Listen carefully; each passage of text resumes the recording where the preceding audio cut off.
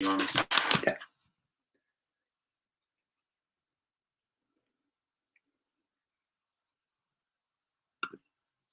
Hello, everybody, and welcome to the next edition of Ivan's Live Q&A, talking about being online, talking about everything to do with a digital business. All right, I've had a few little technical issues with the internet, which has not been fun. All right, which is why I'm a bit late, so apologies. Okay, but it's going to be amazing. It's going to be amazing. So don't forget, make sure if you're watching it on Facebook to grant StreamYard permission, because I need to see your comments, and I can't see your comments if you don't put them in StreamYard. All right, say hello. Tell me where you're watching from. Say hello to me, please. Come on. So let's just, whilst we wait, we're going to give it a minute or two for everyone to join. Okay, but yeah, hopefully you've all had an amazing day. Hello, Teresa. Hello, how are you? No, you're very welcome. You're very welcome. Hello, Cherry. Hi. Hello, Sonia. So you're in Winnipeg. Sherry, whereabouts are you? Whereabouts are you, Sherry? And Teresa, where are you? Oh, sorry, Tessa. Sorry, Tessa, where are you? Let us know. But yeah, I can see there's, we've got 24 people on, so let us know where you're all from, please. Don't be quiet. Don't be shy. All right, but make sure that you grant StreamYard permission. All right, that's really, really important. If you don't grant StreamYard permission, I can't see your comments. All right. Hey, Natalie. Hello from Ontario. Hello, hello, hello. Hello, Klondike or Klondie. Apologies, I don't know how to pronounce that. Hi. We have a Facebook user from Canada. So that's a classic example of someone that's not given StreamYard permission. I don't know how it works when it doesn't put the name up. But hello, whoever you are from Canada. Hi, oh gosh, Methuselah. Hello, Methuselah in Northern Ireland. Oh wow, that's not too far. That's amazing. That's amazing. Who else have we got? We've got Erica from Kitchener in Ontario. We've got Aisha from the UK. Hello, welcome to the UK, Team UK, Team UK, Team UK. And then we've got Yab Sarah. Hello, Yab. Where are you watching from, my friends? Where are you watching from? Hello, Isabel from Vancouver. Awesome. Lynn from Alberta. Welcome. Who else have we got? We've got Tracy from London, Ontario. And Melanie from Calgary. Wow, we are definitely Team Canada in a minute, aren't we? And hello, Bobby Ray. Hello, in Alberta as well. Amazing, amazing. Oh, you're in Washington. Well, excellent, excellent. Is that Washington, D.C., I'm guessing, not Washington State, I'm guessing. Hello, Davina. Okay, again in Canada. Fantastic. Rochelle in Red Deer. That's Canada as well, isn't it? Okay, and then we have Melody in Texas. Yeehaw! Love it, love it, love it. So yeah, make sure that you do grant StreamYard permission because, like I say, this is a Q&A. So I'm going to basically just, I'm going to talk a little bit. This is kind of a workshop of two halves. So I want to talk about working online. All right. I know that there are a lot of people out there that are interested in working online. So I want to talk a little bit about that. All right. That's the first bit of the workshop. And then the second half is basically over to you to ask me any questions about whether that's working online or whether that is about your YouTube ads. All right. And I know from experience that a lot of people have a lot of questions about YouTube ads, and I have been running my YouTube ads for a long time, so I have a lot of experience in that field. This is knowledge that I give to my business partners, and I'm here to share that with you guys. So I will do my very best to help you, all right, if I can. Hello, Louisa. Hello in Vancouver. Hello, Shelley. And hello, Frank. First time. Hello, Frank. Welcome. Welcome, welcome, welcome. Let us know a little bit about you. Are you interested in starting a business, or have you already started your business? But welcome to the show, my friend. Welcome to the show. Okay. Hello, Chris, again in Canada, and Patsy in Taiwan. Hello, Patsy. How absolutely awesome. It is very late in Taiwan, I'm guessing. It must be about 2 a.m., just after 2 a.m. for you. So well done for being up so late. I'm guessing you must be a bit of a night owl. But awesome. Hey, Jim. Hello, Jim. How are you doing? And Valerie is watching as well from Vancouver. So we're definitely Vancouver heavy tonight. But I've got a feeling there'll be a lot more people jumping on as well. So yeah, so like I said, this is going to be a workshop of two halves because I want to talk a little bit about working online first, because I've been running a digital business now for nearly 2 years, in all honesty. It'll be 2 years in June of this year. And so I was running my business before the pandemic, and I started this business, or me and my partner started this business for a number of reasons. We wanted more money. Let's be honest. We all want more money. So we wanted more money because one of our things is travel. We love travel, and we wanted more money to do that. But we also wanted something that was going to give us more time as well, because, I work full time. So I have a full time job and I do this on the side.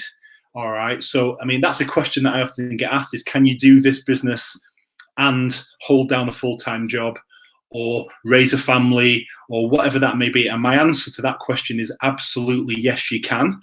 All right. And so we started that business to give us more time, because I want to ultimately be able to give up my day job so that we can go off and basically travel the world and run this business from wherever we are. We do YouTube videos. We do travel vlogs of basically vacations and various trips that we take all over the world. So we want to pursue that more. But the main reason, the light bulb moment for me, was when I got my pension statement, my pension forecast statement that tells me what I'm going to be getting when I retire. And it was pretty pathetic. And I'd seen it before. It wasn't the first statement I had, but there was something about this particular statement when I saw it, and I saw basically what the projected income was going to be for when I retire. And I just said to Ryan, I said, you know what, there's just no way that we're going to be able to live the life that we want to live on that. And it was as black and white and that, and it was like being hit in the stomach, because I suddenly realized that the clock is ticking. I'm 51. I've literally got, 15, 16 years, give or take, before I officially retire. And it just didn't feel like that was just going to work. There was no way we were going to be able to change that pension to give us more income. It just wasn't going to happen. And so because of that, it was like, we need to do something, guys. We need, or Ryan's saying to me, Aaron, we need to sort something. We need to do something different. So that's when we started thinking about doing something, but we didn't know what. Right? We did not know what to do. Hi, Tessa. Oh, you're in Alberta, are you? Okay. And yes, I will. Hold the questions for now. I'll come back to them. Okay.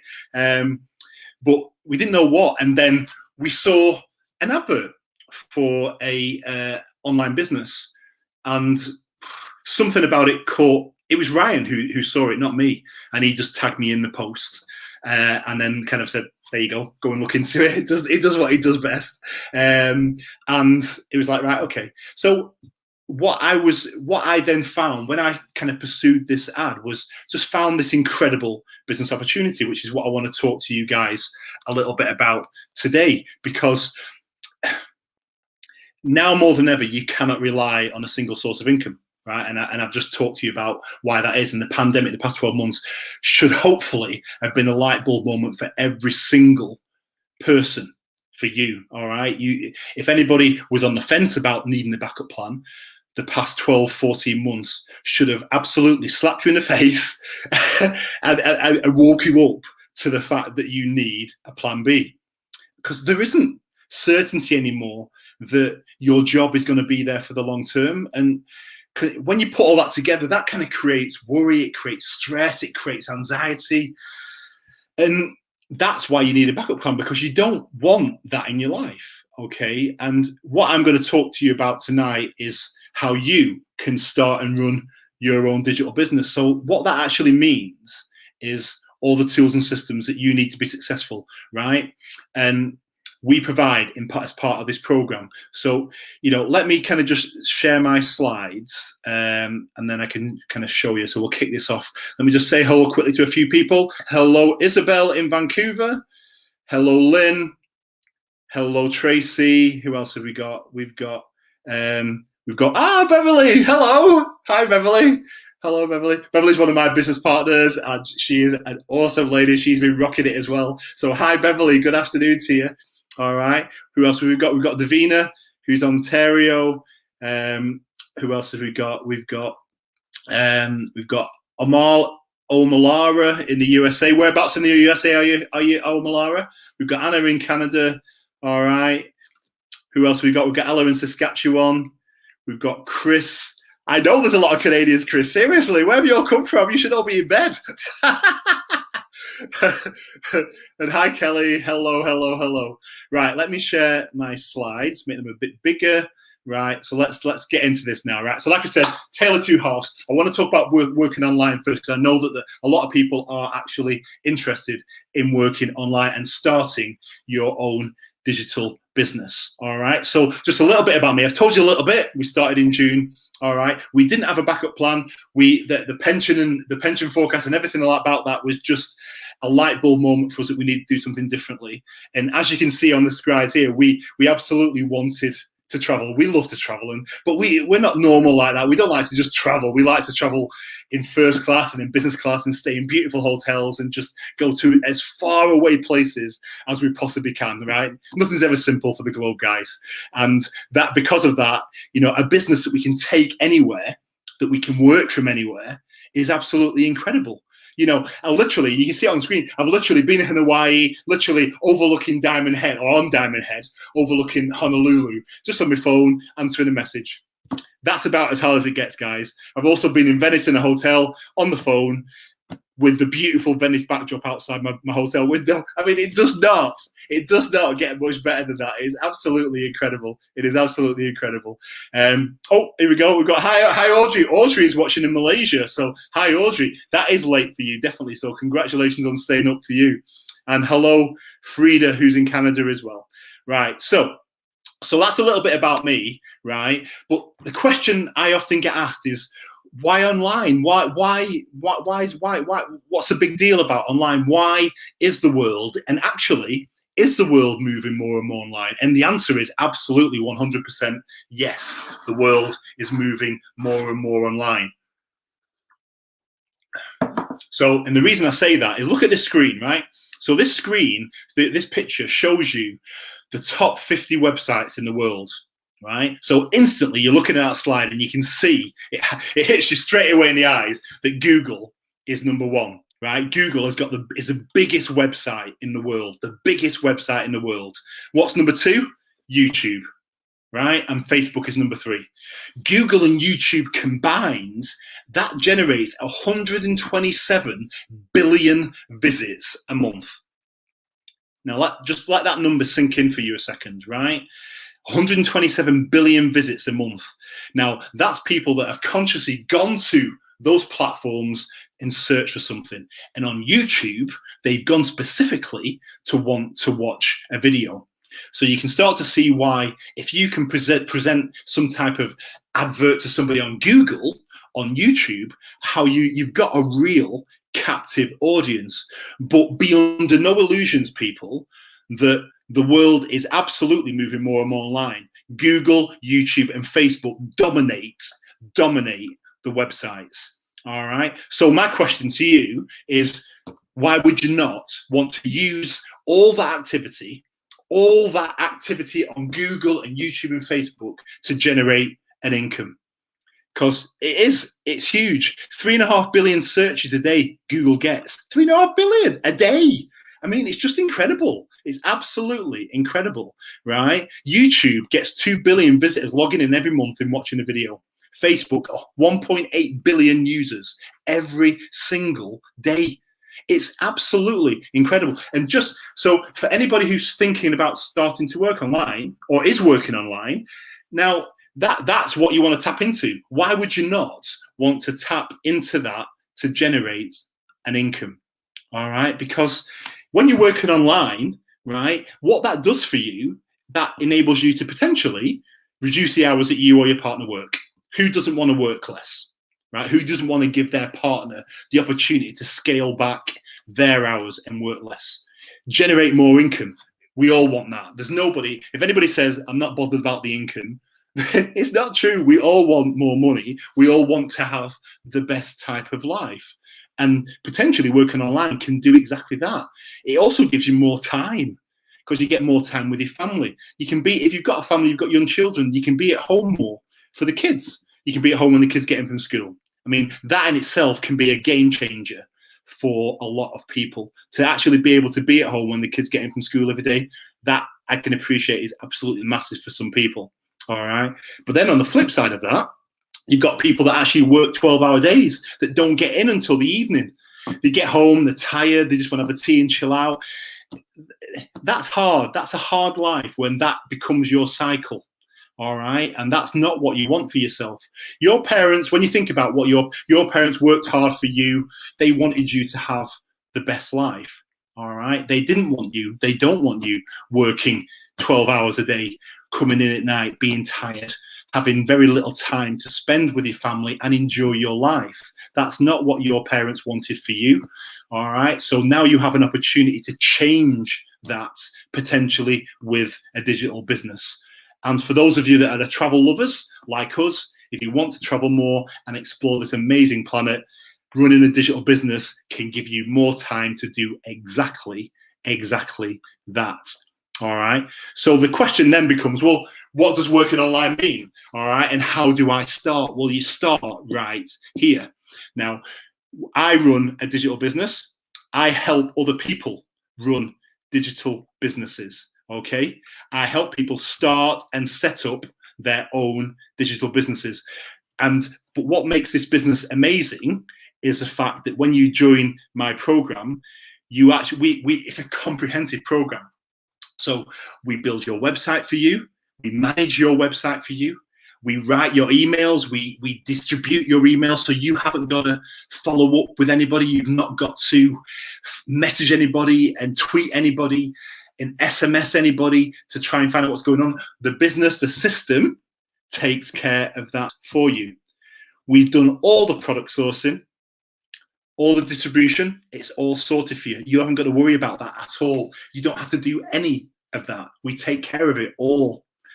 All the systems and tools that you need to run your business have been provided. Absolutely everything. But what I think makes this business incredible is the training and support that you get when you start your business, because, right, you get a personal mentor and a coach, right, which potentially would be, all right, but it could be a number of people, because there's thousands of people who run this business all over the world, okay, and we all plug into the same system.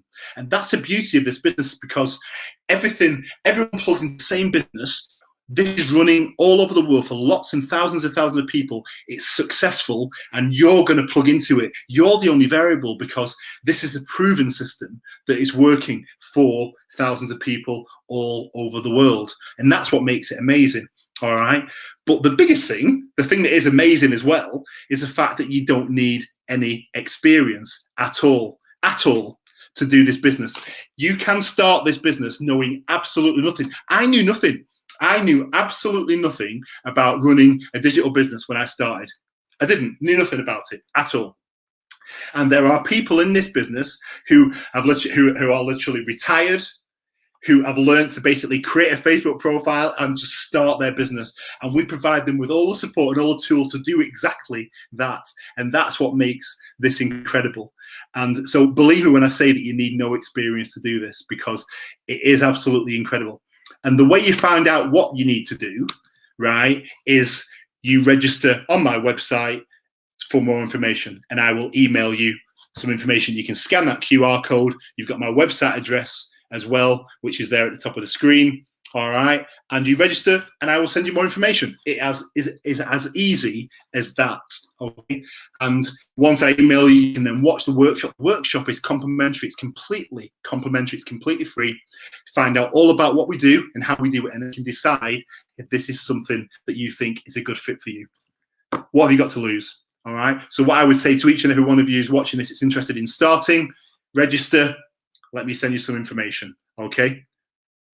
So let me just say hello to a few of the people. So hi, Kemi. Hi, Jennifer.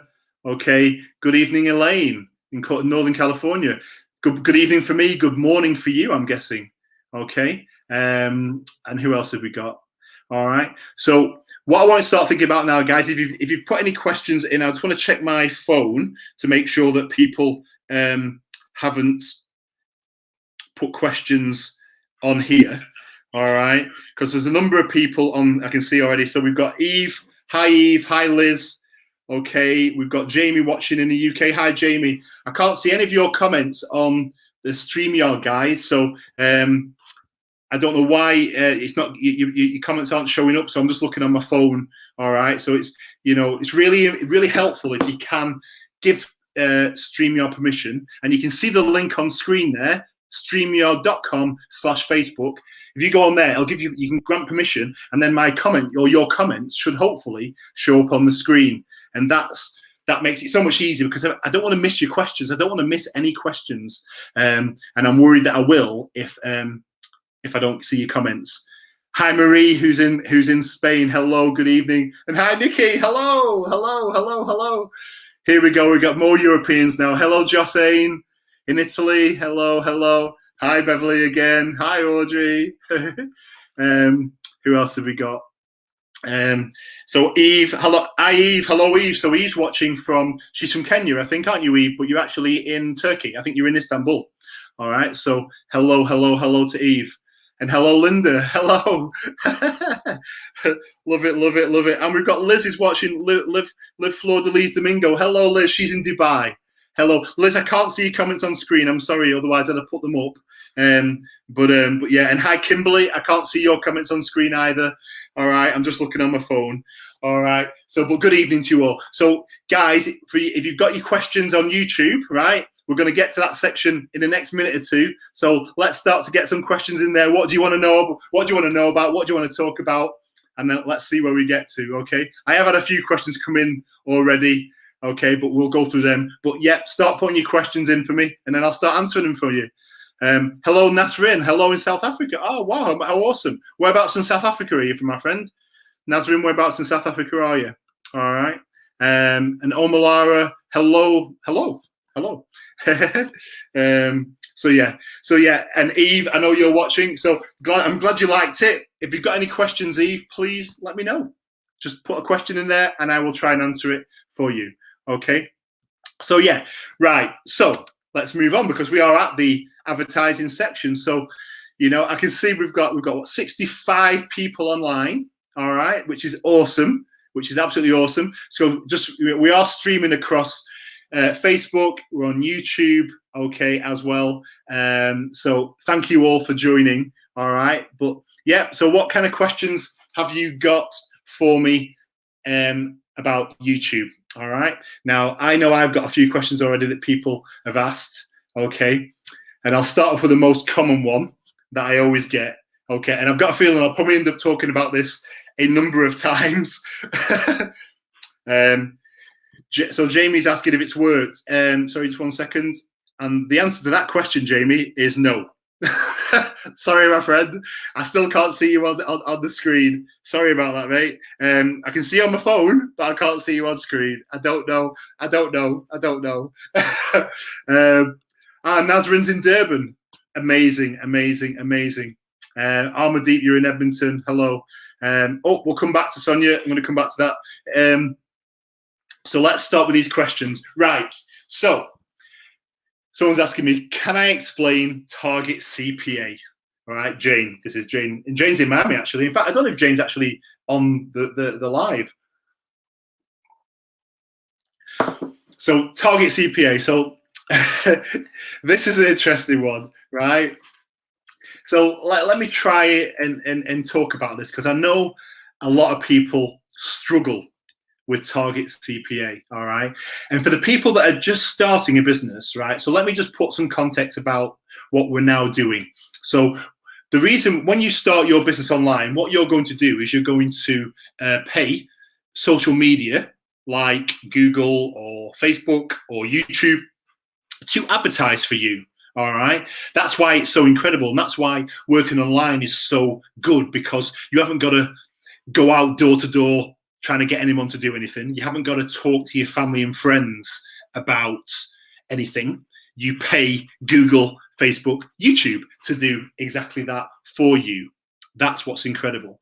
But do you know what? The biggest benefit I think about working online that I see is the fact that you don't have the overheads of a brick and mortar business. Because you don't. When you think about, if you had a brick and mortar business, you had a shop or something, you'd have to rent the shop, you'd have to pay for the electricity to light the shop and heating to heat the shop. You might have some employees you need to employ. You might have loads of fridges and tills and stock and just equipment and things that you need to make it work. You don't have any of that in a digital business at all. All right. And the amazing thing about the program that I talked to you about is the fact that we provide all of that for you. So you haven't got to worry about it. The only overhead you have is the cost to advertise. So when you do start to advertise, sometimes, right, people have questions. And we have an amazing training site that explains everything in a lot of detail. But the reason why I do these lives is just to have this interaction, because sometimes it is so much easier to ask a question live and just get an answer. And I know it would help me if I was in a situation where I had a question. So that's basically what I'm doing here. I'm literally just putting myself out there and just offering myself to help as many people as I can. All right. So coming back to the question. All right.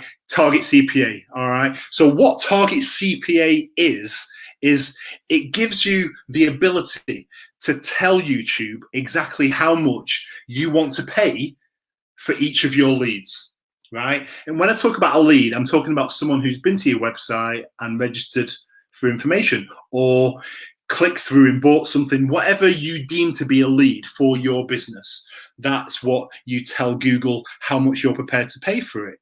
Now, the beauty of Target CPA is you can literally direct it down like a funnel, start and you can bring it in and get it down to like a point. So you get it down to the lowest amount that you're prepared to pay Google, YouTube to advertise for you. And I talk about Google and YouTube together because they are Google owns YouTube. So just for clarity, Google owns YouTube. So they are the separate things. Google is Google, YouTube's YouTube, but Google owns YouTube. So everything that you do in YouTube goes through Google. That's why I'm talking about things in a Google sense. All right. So like you can see on the slide here, right? When you start advertising, what I would absolutely suggest that you do is you start high with your target CPA. And you can see on the slide there that you've got a day one number of £100, right? And what I say to people, this is the advice I give to people all the time. When you first create your ad, right, you create your ad, you put your video out there, your ad is live. All right. As soon as your ad's been approved and starts running, right, you leave it running for 24 hours. All right, with that target CPA of £100 or $100, whatever currency you work in. Provided you get a lead on the second day, like you can see on this slide here, halve it. Halve that CPA down to 50. Only if you've got a lead, right? Let it run another 24 hours. Day 3 comes along. Provided you've got another lead that day, halve it again, down to 25. All right. Day 4, halve it again, down to $12.50. You get the idea. All right. Once it gets under £10 or $10, whatever, 10 euros, start bringing it down by 50 cents or 50p or a euro, £1, whatever, but much smaller increments. But what you're doing is every single day you're telling Google to work faster, to work harder for you to get you a lead. So imagine, right, at £100, Google's like this. It's running along, it's coasting along, right? It is trying to get you a lead, right? It's doing this. As you start to lower your target CPA, it has to run faster. It has to work faster. You're making Google work faster for its money, right? And when it's working faster and harder, that's going to hopefully get you more leads for a cheaper amount of money, which is what we all want. We're running a business. We want the cheapest cost per lead. And that's the beauty of Target CPA. You're in effect saying to Google, I want you to run like a marathon, like a 100-meter sprint runner to get me as many leads as you can for £5 a lead, right? And Google will be like this all day trying to get you those leads. That's the beauty of it. And that's how you tell it how fast to work. And that's the best way that I can think of explaining that to you. So hopefully, Jane, if Jane's even on, right, that will make sense, right? If anybody else has got any Target CPA questions, or let me know, does that make sense or not? Please tell me if it does, all right? And I can hopefully go over that again. Okay, so that was one question, and then there was a couple more, wasn't there? Oh yeah, Teresa. Teresa's in Manila. All right. So, and she was saying she was struggling to understand her Google dashboard. Now, I actually covered this on one of my previous lives. All right. But I'm just going to go through to this right now. So when you start running Google and YouTube ads, you will everything goes through your Google Ads Manager. All right. And for the people that are watching that haven't started advertising or haven't even got a digital business, don't worry about any of this because we teach you all of this. Our training is absolutely incredible. I cannot stress how comprehensive our training is or isn't, right? Because it's absolutely incredible.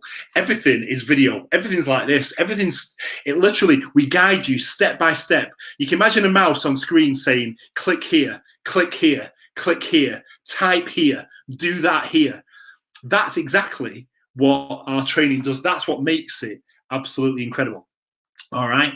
Now, but once you start advertising, all right, what I'm now going to hopefully try and help people with is how to understand the dashboard, right? Now, I think there are kind of 5 areas of focus for people who are running a dashboard, who have their Google dashboard. Let me just take a drink. I came prepared. So for the people that was on the last go live, right, I literally almost ran out of energy and I had to get round to get me an emergency banana. So I've come prepared tonight, right? And I was also got really, really thirsty. So, right, in preparation, right, I've got 2 cups of coffee, right? Well, actually, one cup of coffee and 1 tea, right? And I've got 2 big pints of water. So I'm fully prepared tonight. I'm not going anywhere, guys. But I'll stay here as long as I need to answer all your questions. But I am prepared. But yeah, so what I think, there are 5 areas of focus, right? So I think you need to look at the campaigns. You've got your campaign view. You've got your ad set view. You've got to look at keywords and the performance of them. I think it's really important that you understand your demographics. And what I mean by demographics is the age, it's the genders, it's the parental statuses, it's the income levels, it's all that type of stuff that you need to understand, right? And also location, where your ads are showing, where you're getting the conversions. That's really, really important. Okay. Now, when you're for the people that are advertising, you'll be familiar with the campaign view, right? You'll be familiar with things like this, okay? Because it shows you your performance. You can see on here how much I've spent, right? You can see the impressions, you can see the clicks, you can see the cost per lead. All right. So that's a great first place to go to see an overview of how your campaigns are doing. All right. But when you get into things like keywords, right? So let's say these are 6 different keywords. But what a lot of people forget or don't realize, when you look at your dashboard, when you've got your keywords on screen like I have here, and hopefully you can see the numbers of conversions that are coming through, the cost per conversion, impressions and stuff like that, right? But look at the cost per conversion here, right? That's really important because that's you look at that for each of the keywords. So you can see for this keyword 1, I'm getting a conversion for £1.81 on that keyword 1. But then on keyword 4, I'm getting a conversion for £1.43. All right. So you might think to yourself, you'll have a threshold of how much you want to spend per lead, and you'll have to decide, actually, do you know what? I don't want to pay £1.81 for a lead. I'm really happy paying £1.41. I could actually get, if I turned off keyword 1, I might get more leads then, because I'm getting cheaper ones from keyword 4. All right. It's not that simple, but that's a kind of thought process that you start to look at, right? Personally, if this was my dashboard, well, it is my dashboard. If this was your dashboard, right, I don't think the differential between the amount that you're paying for a lead here would warrant turning it off, any of them, all right, on that particular one, all right? But when you move down and look at things like locations, or, and I'll come back to some of these in a minute. Where's me ages? Age. But when you look at things like age here, right? So you've got different age groups: 25 to 34, 35 to 44, 55 to 64. Okay, and you can look here. So you can see here, like I'm getting leads for £1.67 in the 25 to 34 age category. But in the older category, in this 45 to 54 category, I'm paying £2.35. Now, I might decide that I don't want to pay £2.35 for them, so I might choose to turn that off, that 45 to 54. What that then does is that directs all that money that I'm spending on those age groups into these other age groups where I'm getting cheaper leads. All right. I guess the question, does what I'm saying here make sense? All right, give me some yeses or nos, right? Let me know if any of these questions, if what I'm saying here makes sense, please. All right, because like I say, I'm getting questions, but I don't know. Yeah, so let me know if these are making sense, please. That would be really helpful. Thank you, Jamie. I'm looking at my phone for comments. I'm looking on the screen for comments. It's amazing. Thank you, Sabrina. Thank you, Kimberly. Yes, good. But so these are the kind of things that I want you to look at. So your age, you'd look at the gender, male, female, unknown, again, to see whether there's any kind of real differentials in how much you're paying per lead. All right, and you can see on mine. So, like, interestingly, you know, my cheapest leads come from men. All right, I'm paying £1.55 for leads from men, but I'm paying nearly an extra £1 for leads from women. I'm paying £2.41. You know, so it will be quite reasonable for me to think, actually, do you know what? I might want to turn off female, because basically I could probably increase by half the number of leads that I get from men and unknowns, because of all that budget that I spent on advertising to females. I could get more leads from men and unknown. And these are the kind of questions that you want to be asking yourself in your dashboard. All right. Household income will be another big one as well. And it's worth knowing on household income that Google only holds the data in a specific number of countries. All right. So you can see these countries here: Australia, Brazil, Canada, Colombia, Hong Kong, India, Indonesia, Israel, Japan, Malaysia, Mexico, New Zealand, Philippines, Russia, South Korea, Singapore, Taiwan, Thailand, Vietnam, the United Arab Emirates, and the USA. All right. Those are the only countries that Google holds household income data on.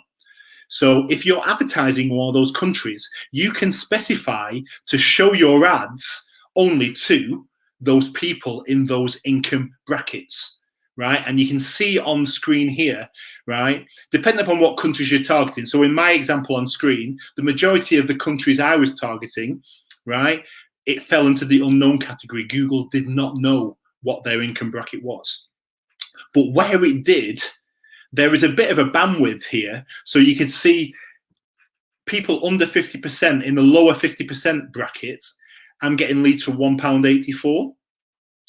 But when I look at the top 10% down here, I'm paying £7.83, and I only got one lead out of that.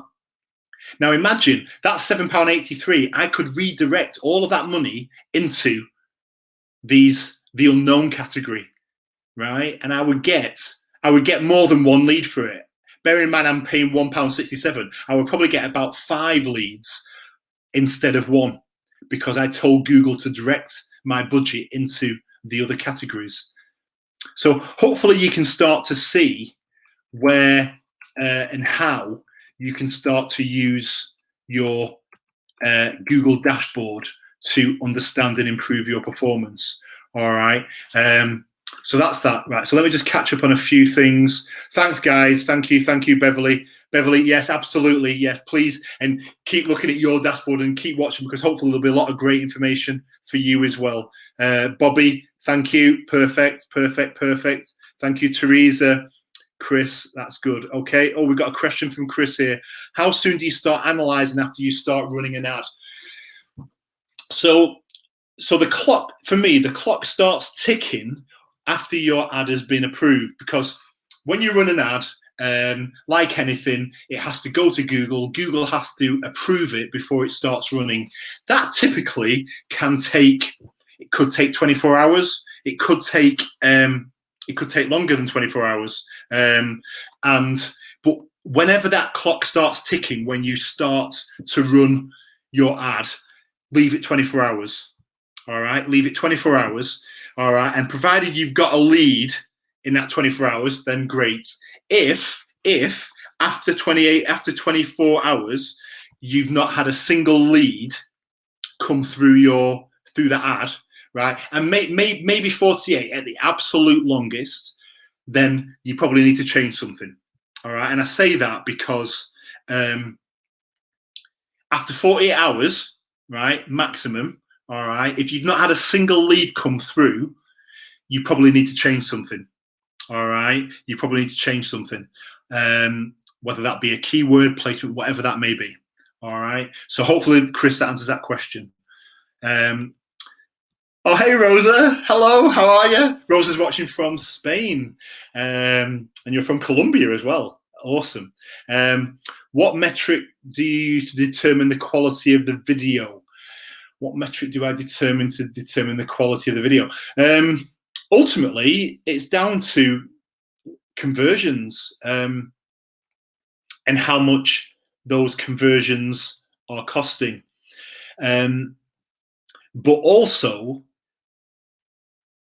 you need to look at your dashboard to look at, I guess, everything. So, and what I mean by that is, if you step back from your ad for a moment and just think about and picture what and who your ideal customer is and where they're from, right? So let's say, for example, I'm from the UK.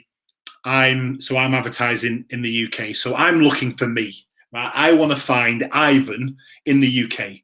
So I want to find somebody who enjoys the same interests as me, and so on and so forth. So that, thinking about that avatar of what that person looks like will determine my targeting for that ad. When that ad goes live, that video ad goes live, you want, in your video ad, I want to be speaking to me. So when I watch my video ad, so after I've recorded it, I want to look at that ad and say to myself, yes, that ticks a box. That feels like it is talking to the person that I want it to be talking to. So there's that kind of, that gut acknowledgement of your video ad. Is it? And you have to be brave, because you can't, sometimes you might love your video. You might think it's the best video ad ever, and you put it live and it's tumbleweed.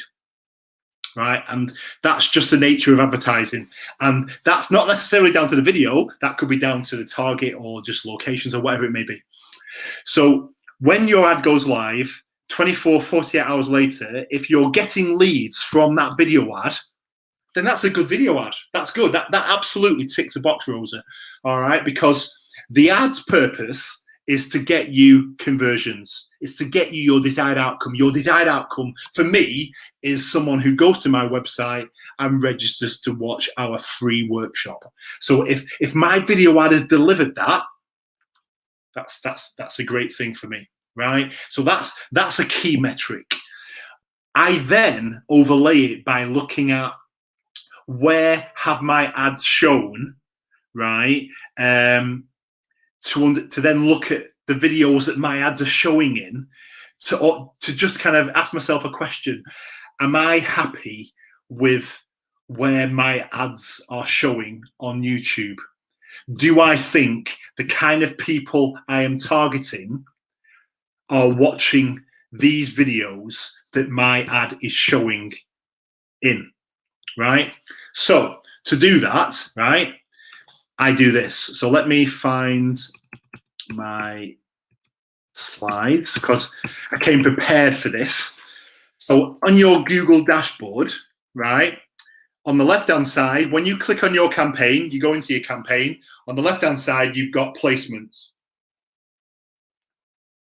right? And then underneath that, you've got where your ads showed.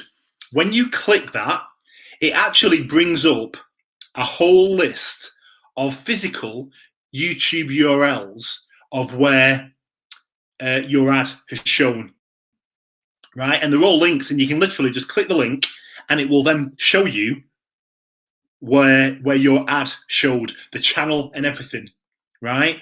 And that you can then watch that ad and go, right, so for example, right, it might be you ideally would like people who let's say who are looking to know how to, I don't know, keep fit, right? You've decided that, you know, the kind of people I want to target are stay-at-home mothers that are looking for some kind of morning exercise routine.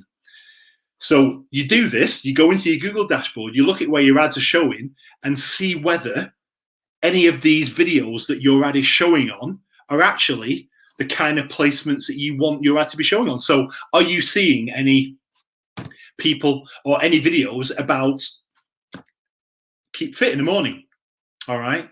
Because if that's the case, that is absolutely a perfect ad. How incredible would that be? If you decided before you put an ad live, I want to target mothers that are looking for a morning workout, right? You then go and do all your ad, you do your targeting, you put it live, and then you look at these placements and you see it's actually showing on those types of videos. I mean, that's incredible. So hopefully, Rosa, does that answer that question for you? Does that? Hopefully it does. But please let me know if it doesn't. All right. So what other questions have we got here? Natalie is asking, so when I try phrase keywords, I don't get any results. Do you recommend single keywords? Oh. So I use both, right? I've got my ads have got a mixture of my ads have got a mixture of single keywords and phrases.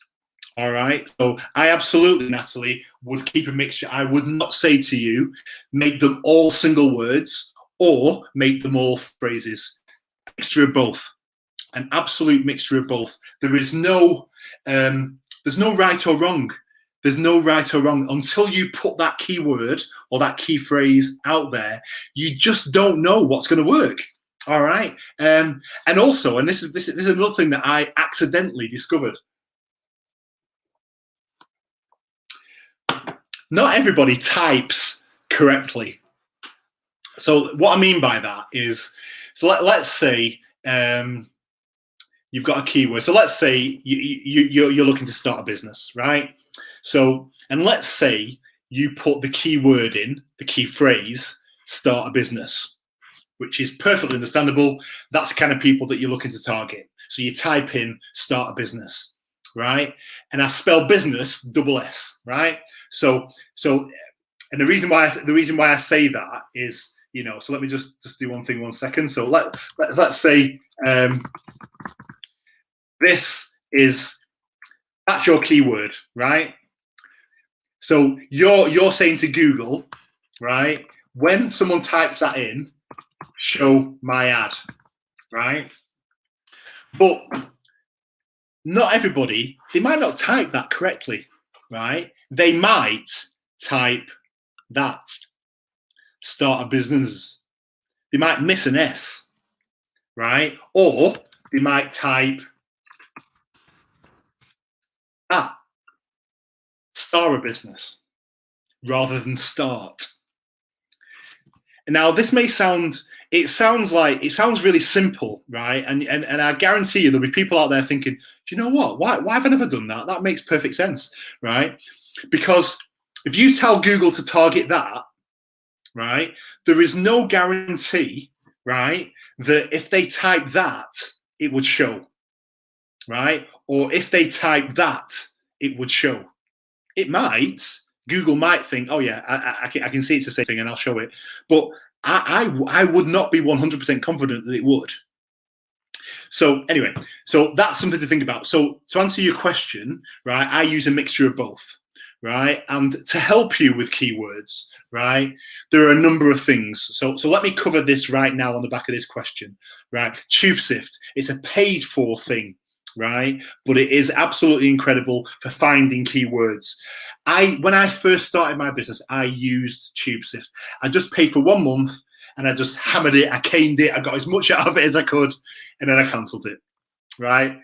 And that was it. And you don't have to do it. I'm just saying what I did. And that was really incredible. All right. But you don't have to do this because there are a number of free options for you, right?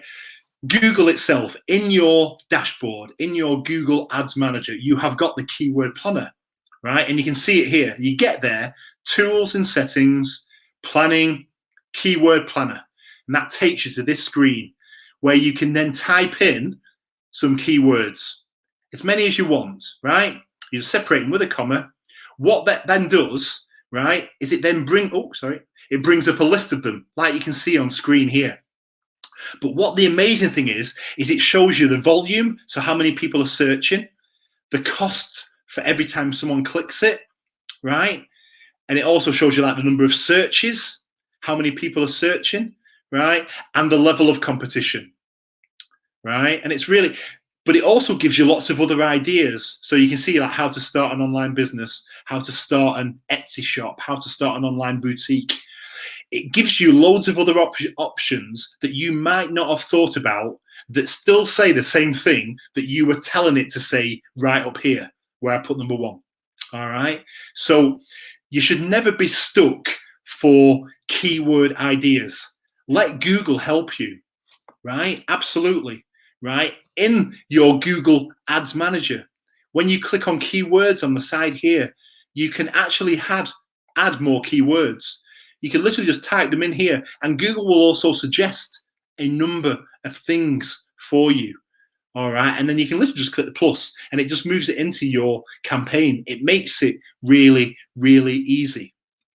But another thing that's really helpful is Keywords Everywhere. This is a Chrome add-on, right? And when you go into Chrome then, when you've added this add-on on, it shows you alternative keywords, but also the volumes and the competition levels. And it's a great little tool. For $10, it's an amazing little tool. And I would absolutely recommend that everybody who is looking for keyword inspiration to absolutely go to keywordseverywhere.com and add that Chrome extension. It will change your life. It is as simple as that. And that's really helpful. All right. So hopefully that answers that question. If it doesn't, please let me know. Let me go back. It's trying to keep up with these. Where am I up to?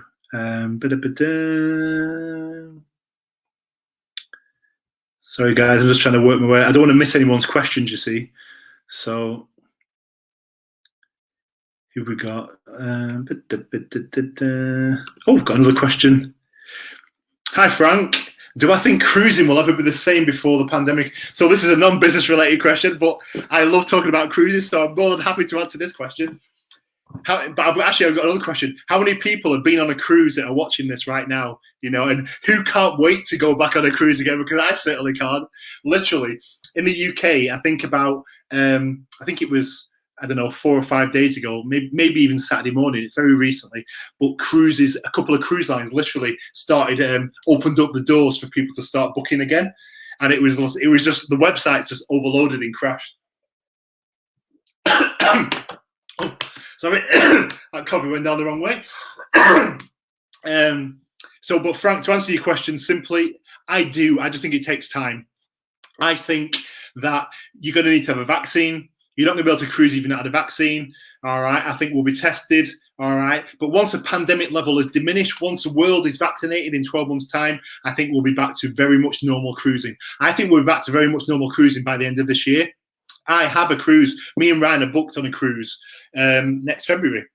So we are absolutely keeping everything crossed that we can go on that, because, you know, that's what we absolutely believe. All right. So hopefully, Fran, that helps. And I look forward, my friend, if we see you on one of our cruises together, that'd be amazing. Hey, Sabrina. Oh, hi, Ruby. Hi. So Frank's asking what me. Oh, yeah. Absolutely. Oh, we've got Sandy in Dorset. Hello, guys. So I'm just trying to catch up with all the questions, the comments and stuff like that. This is proving quite challenging to keep up. So, oh, hi, you're in Ontario. Hi, Frank. Good. Right, come on. Where are we at with the questions? So Sonia's asking, I've always used a standard ad, yet there's an option for a responsive. Can you explain the difference? Yeah, so a responsive is much more expensive. Would be my short answer. All right. So responsive basically converts your ads into multiple formats. So it's where it shows on multiple different platforms. So this is where you get the carousels, you get slideshows. It converts it into a number of different types. I don't use it.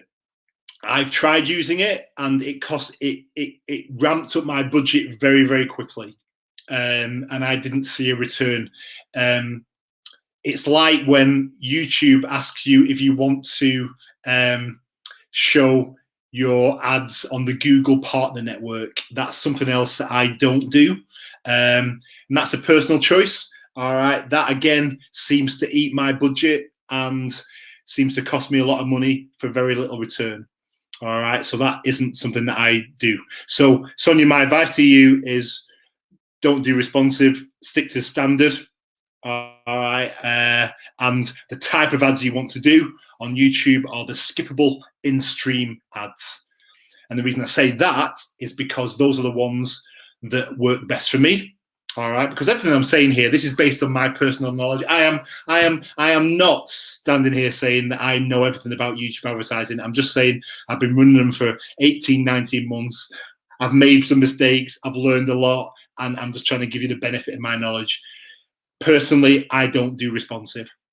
If you want to try them, go for it. All right, maybe you'll have a different experience, but that would not be that's not been my experience. Okay, so hopefully that helps on you. All right. Hi, Cynthia. Patsy. So what's Patsy asking? So the YouTube ads show 12 conversions. However, when I checked where the ad showed, there was only 2 conversions shown. Why is there a discrepancy? So sometimes it's a timing thing, Patsy. Well, it will be a timing thing. So normally I wait 24 hours after. So sorry, let me try to say one. So when looking at the placements, I wouldn't try to look at the placements for my ads today whilst I'm in today, right? So here I am on Sunday. If I wanted to look at placements, I would go and look at yesterday's. All right. Google seems to need some time to collect its data so that it can bring them all together. All right, and that probably might be the reason. If you've made any changes in the short term, so if you've like maybe removed a location or removed something or made a change to your ad, that might stop it showing. All right. But yeah, normally it's just the lag. Obviously, make sure the date range you're looking at is the same date range in both places. You've not changed it. But other than that, there should be no reason. There should be no reason, Patsy, why. If you're here today on Sunday, looking at your ads for yesterday, Saturday, it showed you 12 conversions yesterday on Saturday. You've made no changes. You've done nothing differently. But when you go into where your ad showed and it only shows you 2, then I would be probably get in touch with Google and ask them to look into it for you, because that is wrong. That shouldn't be happening. All right. But if you're trying to do this today, right, if you've had 12 conversions on Sunday and here you are looking at them and it's only showing 2, it's just a timing thing. All right. So hopefully that answers your question, Patsy. Teresa, can I talk about placements? I most certainly can. Do you find it best to pick the placements manually, or do you purchase a placement tool to find it for you? So I partly answered that a little bit for you. TubeSift does work for me. I've used them before. The reason why TubeSift is really good is because if you're running an ad on placement, I mean, if it's your first ad or any new ad, I mean, you need to find probably 500 plus. So that's a lot of placements, right?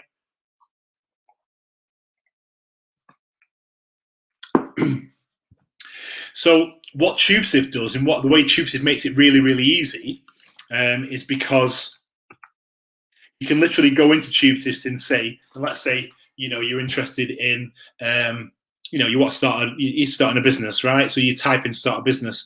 YouTube will bring you up like that, hundreds and hundreds of placements related to starting a business. And you can go tick, tick, tick, tick, tick, tick, tick, tick, tick, tick, tick, tick, tick, copy, and then put them straight into Google in as quickly as I've basically just said that. So you can appreciate how easy that makes it, but you have to pay for that premium, right? And it's $69 per month, right? But you don't have to use TubeSift, right? You can do it manually, right? And you can use YouTube, right? Don't underestimate the power. But before I explain what I'm about to explain to you, you have to bear in mind that what I said is if you're running a placements campaign, then you need to be starting and aiming for at least 500 placements in that first ad. And the reason why is because probably only a handful of them will work for you, right? Only a handful of them will work, and you've no idea which ones they're going to be, right? So you need to give Google as big a net, right? Think of it like a fishing net, right? If your fishing net's this big, right, Google's not got much to play with to find you your desired outcome, to find you your lead. But if you give Google a big fishing net like this, right, a 500 with 500 fish in it, right, there's more chance that you're going to get the bite that you want. That's the way I think about it, right? So TubeSift, definitely an option, right? And that's a good way to do it, right? But if you can't afford to spend $69, you don't want to spend that money, right, then finding them manually is also an option, right? So do what I've done here, right? So I went on here, I went to YouTube, start a digital business, right? I just typed that in, and it brings up then a number of videos, and you can see them on screen. And it just happens to show mine, which I was quite pleased about when they were up. But the point I'm showing you, right, is these so what you're looking at here is you're looking at for the keywords, you're looking at the kind of keywords that are being used in these videos, because that could help you for keywords itself, right? But for placements, when you type something like in here, like I've typed make money online, right, and it's brought up a video, right, and you might think, so this one's here, like how to make money online and how to make money online fast.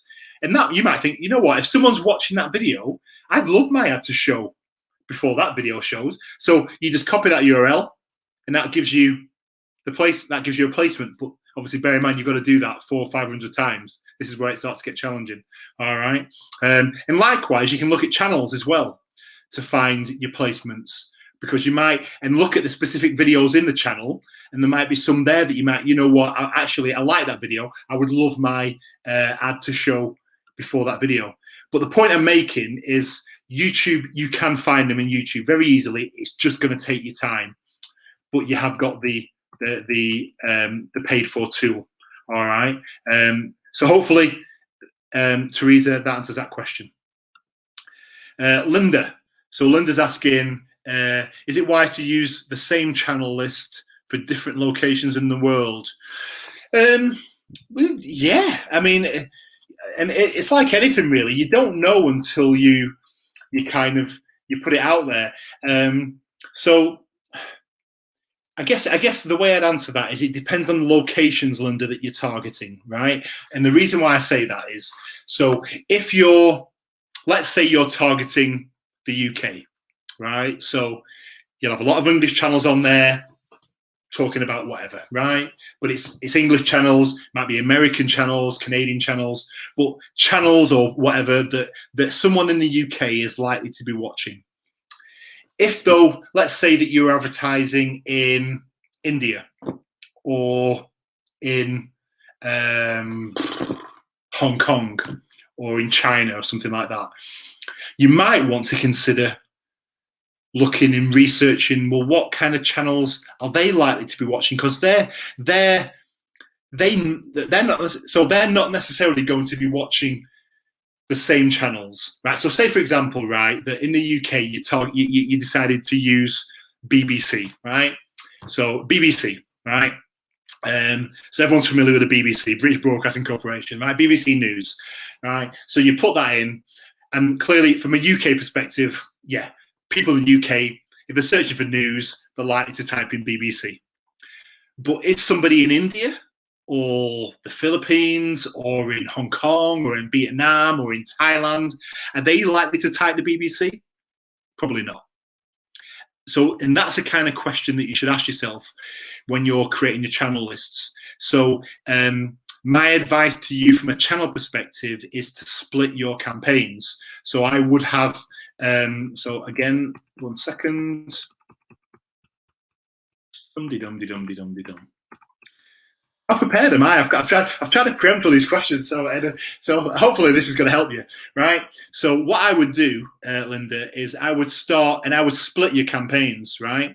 So you'd have one campaign, like you'd have campaign 1, you start that running, and you might have 2 ad sets.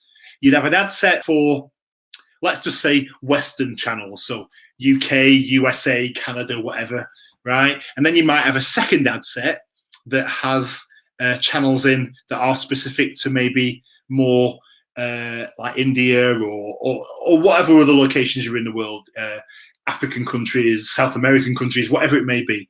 And you see which ones are working, all right?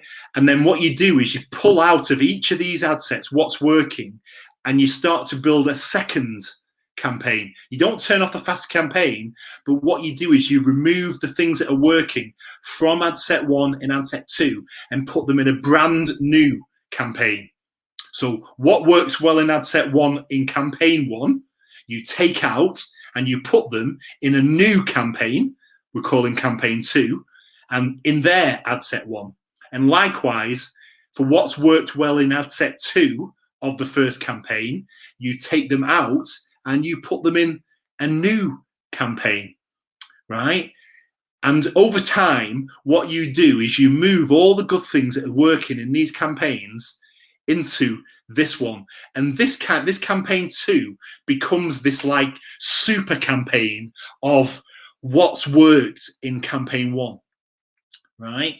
And in campaign 1, what you're doing is you're constantly putting in new channels to try and figure out what's working. All right, but that's a good way of doing it. Linda, does that work? If you can you just quickly put a comment in for me and tell me if does that answer that question for you? And then I'll move on, because otherwise I'll come back to it. But hopefully it does. Okay, and can I say to people again, if you're watching on, please try and give StreamYard as many permissions as you can for me, just to help me with the questions, because it's getting a bit of a nightmare. I'm trying to struggle with everything. So yeah, hopefully, Linda, that works. All right, let me know if it doesn't. All right. What other questions have we got? Kemi's asking a question. Does a target CPA option show if you're new at advertising? No, it doesn't. Not if you're literally brand new. You know what? I think you've got to get 30 conversions before you get a target CPA option, right?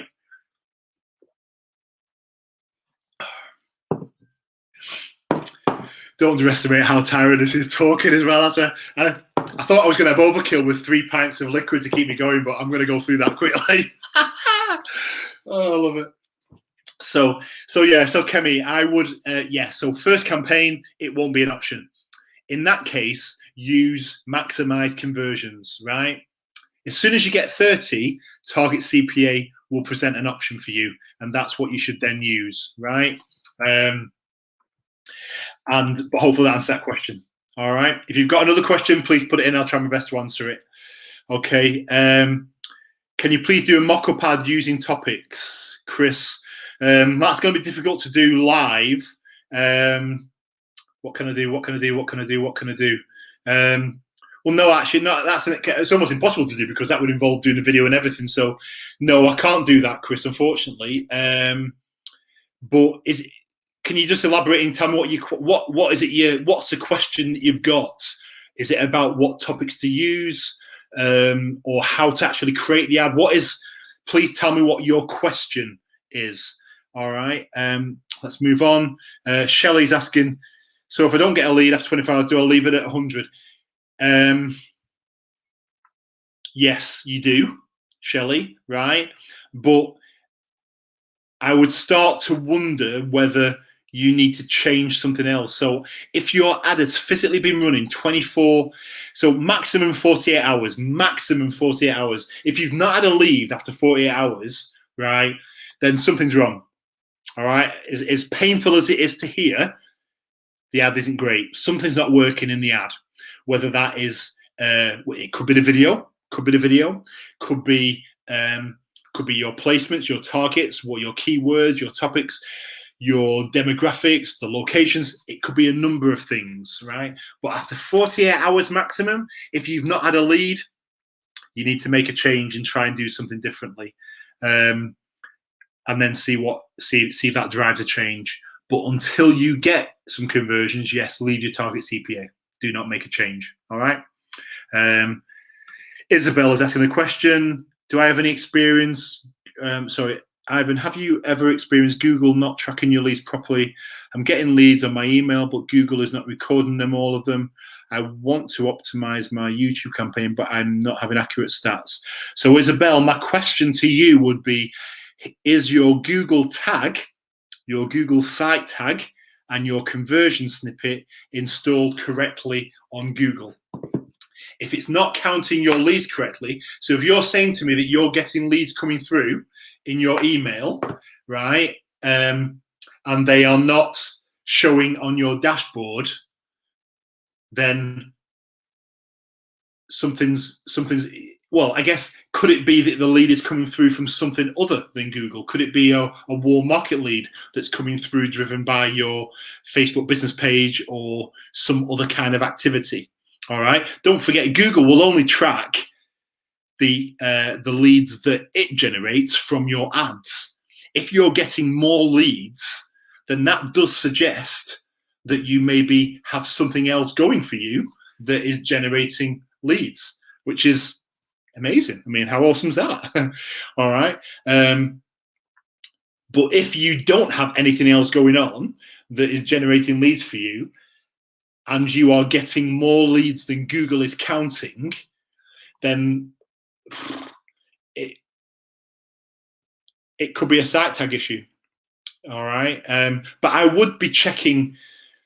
You need to do a bit of digging in here, Isabel. So you need to check that all the leads are coming. Are you absolutely confident the leads are coming from Google? All right. It's a nice problem to have. All right. So let's not die in a ditch on this. If you're getting more leads than Google's tracking, right, then that's a nice problem to have. But it does suggest that perhaps you've got something else that's generating leads for you, which is a nice problem. But it could also be your Google tag that's not accurately recording the results for you, in which case remove the tag and reinstall it would be an option for you. All right. Hopefully that helps. So Chris, you have the same, Isabel, so you got the same issue, right? Well, hopefully, so my answer, hopefully Chris helps there. All right. If not, put a follow-up question in. I'll get to it in due course. Okay. Bethan, so what are you asking? So please, can you explain bidding with maximize convert? Yeah, CPV. When I set up an ad, it always asks to set the maximum CPV, which the training doesn't mention. And so I'm not sure what's best to set it at. Okay. So for the people who are doing this, so our training for people that are running a business, because obviously this is a public event, so we've got people on here that are watching this that perhaps aren't running a digital business. All right. But this is a classic example of, our training includes so much We literally show you step by step how to do everything. But sometimes having a live event like this is a great opportunity for people just to ask a question when something isn't quite clear. But the amazing benefit of our business is all of our business partners can literally message somebody and always get an answer straight away anyway. But Bethan, coming back to your question, right? So maximum CPV is maximum cost per view. So that's your way of telling Google how much you want to pay for every time somebody wants to watch your video ad. I personally wouldn't use it. So if you click the arrow next to your bidding option, it will present you with other options, one of which will either be maximize conversions or target CPA. All right, so the little arrow next to maximum CPV and change it. All right, so if target CPA is an option, I always recommend target CPA. Without doubt, it will always deliver the cheapest, most economical performance for you. All right, so Bethan, don't use maximize CPV if at all possible, is my answer. Okay, hi Leonardo. Okay, what other questions have we got? Chris is saying taking copious notes. Love it, love it, love it, love it. All right, but yeah, more questions. Put them in there. Oh, because Chris got another question. How soon do you start analysing after you start running the ad? Well, gosh, you've got to leave it 24 hours. Do you know what? And I'll be honest, I'm so impatient because when you run an ad, I mean, I'm literally going back in there, sometimes many times during the day, and I'm like looking to see numbers creeping in, impressions and clicks, and I just want to, and I'm always looking. But you do have to kind of step back and just take a breath and just let it run for 24, 48 hours, right? After 48 hours, right, you'd hopefully have some leads and you will have some data to analyze. So that's my answer, 48 hours, all right? But ideally, don't make any decisions after 48 hours, Chris. I would still let it run longer, right? If an ad is working, if you're getting leads, let it run a few days, right? And provided you're getting leads every day, let it run a week. Easily let it run a week, even 2 weeks if you're getting leads. And then analyze that block of time together. And the reason why I say that is the more data that you can analyze, the more informed decisions you will be able to make that will then benefit your business. Because if you make a snap decision based on 1 or 2 days worth of data, there is no guarantee that that's an accurate, reflective picture of how your ads are going to perform. But if you left it a week or two and looked at all the conversions and where they were converting, so your locations, your demographics and keywords, or your placements, or your topics, if you looked at 2 weeks worth of data, that's a good load of data to then make some decisions. And that's what I try and do. So a week minimum, ideally 2 weeks. If it's not broke, right? I know it sounds quite flippant. If it's not broke, don't fix it, right? So if you've got an ad out there that is getting you a number of leads a day that you're happy with, don't start tinkering, right? Let it run, right? And then maybe in a week or two, right? Then analyze, all right? If it's not broke, do not try and fix it, because I've been there, I've made a change, and I've gone, I wish I'd not done that. But the beauty of Google is you can go back and undo a number of changes, which is an amazing thing. And again, that's in your dashboard as well. You have that option to go back. If you make a change and you think, oh God, I wish I'd not done that, there is an option to go back and change it, which is always good. So Chris, hopefully that helps. All right. I've answered that question, Anta Rosa. And so I'm going back. I must have gone back too far. So Natalie's asking a good question. So when I target some of the countries, I usually end up having people that can't afford to start the business in the income unknown category. Should I still keep it going? And the answer to that is yes, because the majority, you can't rely on Google having all the data. Right, as I've shown before, right, when you look at when you look at this, right? And like you can see on my screen here, so I've got, you can see the majority of my conversions actually came in the unknown category, right? For the ones that are in the income categories that I was targeting, I actually got a very small volume relatively, all right. But that was down to the countries that I was targeting when I took this screenshot to show. So how do I answer the question? You've got to think about it in the round, Natalie, in terms of if you're getting a lot of people that can't afford it, right, then I wouldn't necessarily untarget the unknown. I would look at the locations that you're targeting, the keywords you're using, to see whether there is anything in there that you could perhaps tweak that could drive a different result for you. So, for example, on keywords, key phrases, if you've got keywords in there maybe that include the word job or free or fast or quick or money, those are the types of keywords that potentially someone who doesn't have money, that is looking for something quick, fast, your ad might show. And that could be one of the reasons why you are getting those types of people. You can also add those types of words to your negative keyword list. So what that means is you can tell Google not to show your ad if somebody types in free, quick, fast, all those types of words, job, employment, all right? And that in itself could be all you need to do, all right? That could be all you need to do, all right? But hopefully, does that answer the question, Natalie? Does that help? All right. So, but so to answer your question about unknown, no, I wouldn't turn that off. I would leave it going. I would look at other things, keywords, placements, targets, locations. All right. Let me know if you've got more questions. Put a follow-up question in. I'll come back to it. All right. Constance is asking a question. So, hi, Constance. So you've got 3 Google ads for 4 days, but I've only had 1 lead so far and low impressions. Do I need to wait 7 to 10 days before changing my keyword or ads? No, you don't. All right. So Google's learning phase is purely that.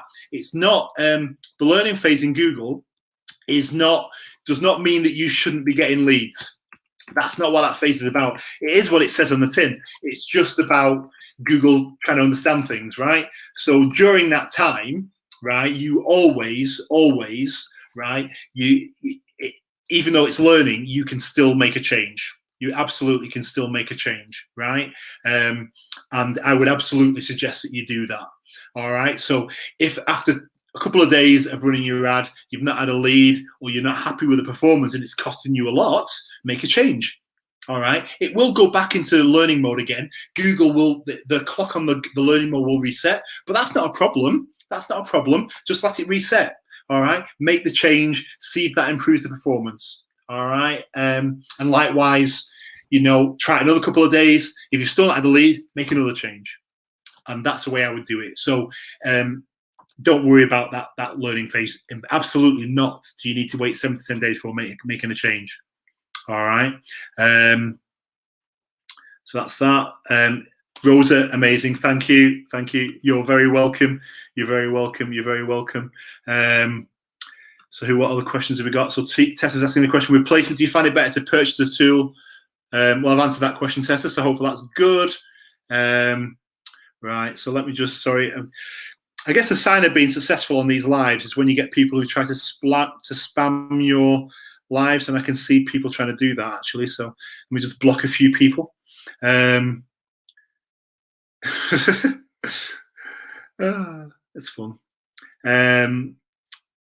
So yeah, block. See you later, whoever you are.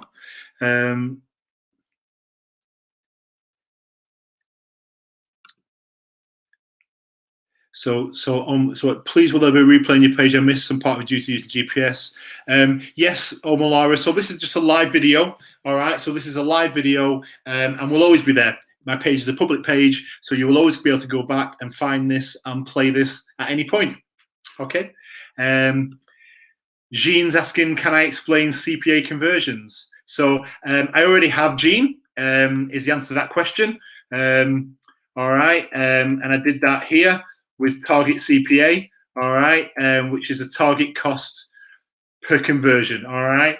This is where you can tell Google how much to pay, how much you're prepared to pay for a lead, all right. And as you can see on the slide there, I give you an illustration about how you can do that. But basically, it's a mechanism for you to get Google to get you cheaper and cheaper and cheaper cost per lead. All right. You start off with a high amount of money, right? Like you can see on the slide here, start off with £100. And then each day that you're getting a lead, you halve it down and halve it down and halve it down. All right. And what that Google is then doing, Google's working faster. It's like this. And I used this analogy earlier.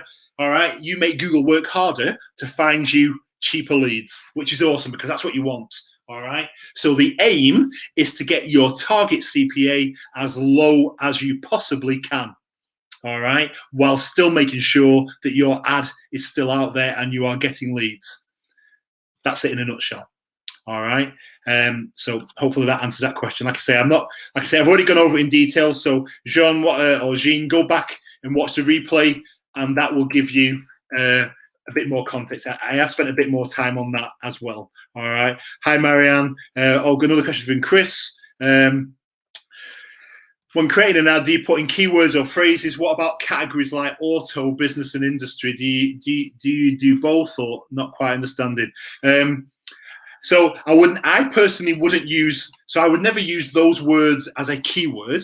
I would never put auto or business or industry as a keyword. But Chris, what I would suggest you do is think about what are you trying to target by people? So, all right, so let's use the auto industry, right? So, and I don't know if you mean cars, right? But let's say you mean cars, right?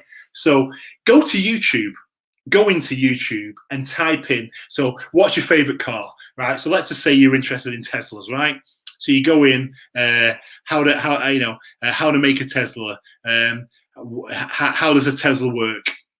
All right, that will then bring up a load of videos. It'll bring loads of videos about Tesla, right? Look at the video titles. And that will give you those titles. They're some of the keywords that you could use, because some of those videos will have millions and millions of views. And those are the types of keywords. So whatever those titles are of the videos, those could be a keyword for you to use, right? Likewise for business, if you want to type in there like start a business, like I showed earlier on here, right? Let me just quickly skip to the end. So like on here, right? I typed in here, start a business, right? Typed in YouTube, start a business, and it brought up these other videos. How to start a digital marketing business as a beginner, right? So, rather than the keyword start a digital business, you might want to go with how to start a digital marketing agency, or how to start a digital business as a beginner. All right. Hopefully that helps. Does that give you a sense of the type of keywords and how you can use YouTube to find keywords and phrases? All right. Again, Chris, put a follow-up question in if that doesn't quite help. All right. Mary, yes, it's on my business page. All right. So it's a free page. It's a public page. You can go and watch that in your own time. Alam, you're more than welcome, my friends. You're more than welcome. Indeko, you're more than welcome. So, Rose is saying, so I've got 2 leads after 24 hours, another one on the 4th day. Today's the 6th day, 0 leads. My question is, after the learning phase ends, what is a YouTube algorithm? What is a YouTube algorithm will do? Present again to the same kind of audience I got 1 conversion from. I don't know, I should tweak something. My budget is €10, only trying audiences. Right, okay, so no, I would definitely make some changes, Rosa. All right, so I would I would look at that. So you're 6 days in. So, analyze 6 days worth of data and see if you can find out, is there a particular location that worked well? So you've had 2 leads and we've had 3 leads, haven't you? Right. You might have had 4 or 5 by now. All right. But where did they come from? Figure out what location worked, what age group, just find out some of the little demographics about what actually worked for you, right? And then potentially it could be as simple as the audience not being the right audience for you. So you're using, what kind of audience are you using? Use a different one. Try a different one. Try using something different to target, right? Try using keywords or placements or topics, right? Don't rely on audiences. Don't put all your advertising things into one pot. Like I showed before, when you're trying to find an ad that's working, right? I like to have 2 ads running, like I'm showing here, right? I like to do things in 2s, right? So you start off with campaign 1, and then once you find things that are working in campaign 1, move them into campaign 2, right? And then have the 2 running. Right, you take out what's working out of campaign 1 so that you're allowing other things to work in campaign 1. And over time, you're building up this super campaign of things that are working that you then put into campaign 2. All right. But does that help, Rosa? Hopefully it does. But ultimately, I guess what I'm saying for you is the audience that you're using just might not be a great audience for you to be using. Try something different. Create a new audience. Try a different audience. Try different targeting. Okay. Patsy, you're amazing. Thank you. That's good. Okay. Cynthia, what do you find works better for me? Video, hands down. Right? Hands down. Hands down. And the reason why is because of this. Right? Because I can look at you straight in the camera. I can look at you straight in the eye. You can see me. You can hear me. You can connect with me, right? And we all instinctively make a determination unconsciously whether we like somebody or not. When you see them in a street, you see them, I don't know, you're talking to them in a bar, in a pub, in a restaurant, you're talking to them online. As soon as you talk to them, instantly you decide if you like that person, right?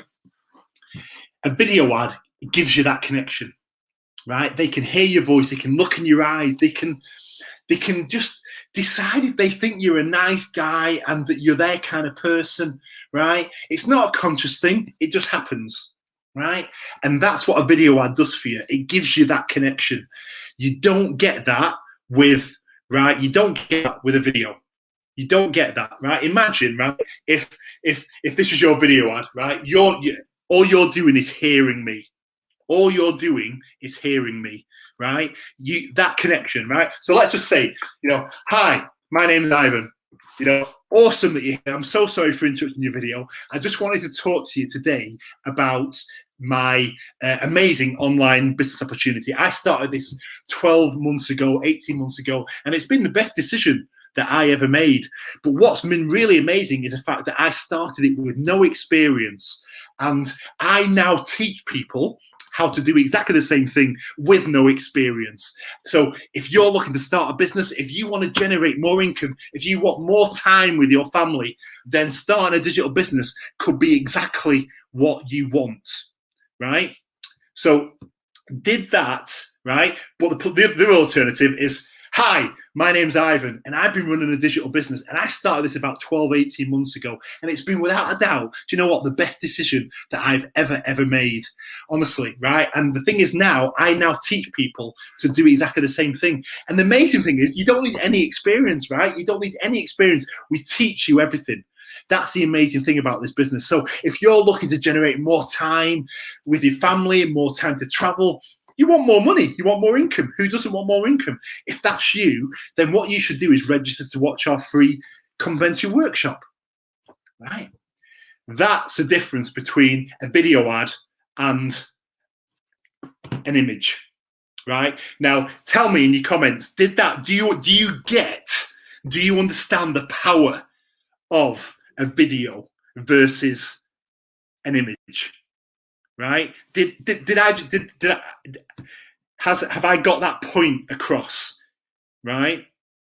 If you saw my ad, if you saw that picture, right? If you saw that with my voiceover, right? What would you prefer, to see that picture with my voiceover or see me on screen talking to you on screen? What would you prefer, right? Tell me in comments, what would you prefer, right? That's the power of video. I cannot think of a better way to explain it than that. So Cynthia, right? I hope that answers that question, right? I hope that answers that question, right? So let me get back to where I was with my questions. Yeah. Okay. So Cynthia, hopefully that answers. Okay. Kamitra, when using channels as placements, how many channels? 5 to 10, Kamitra. 5 to 10. All right. Find the ones that work. You'll need to play around with them, try them. You'll see only a handful of work, in which case then turn the other ones off, put some more in. All right. And you keep changing them. And again, go back to that structure that I showed on this screen here. All right. When you find out something that works, take them out of campaign 1, put them into campaign 2, allow the other things in campaign 1 to work, and create your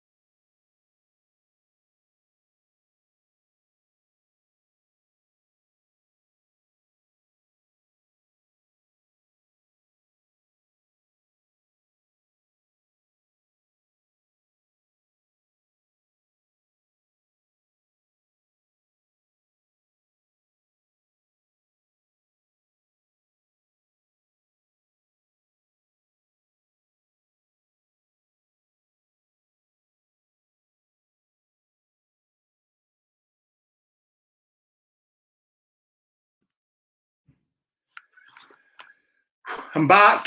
Can you guys, can you let me know? Can you see me okay? Am I back? Am I back? Hello, hello, hello. Let us know.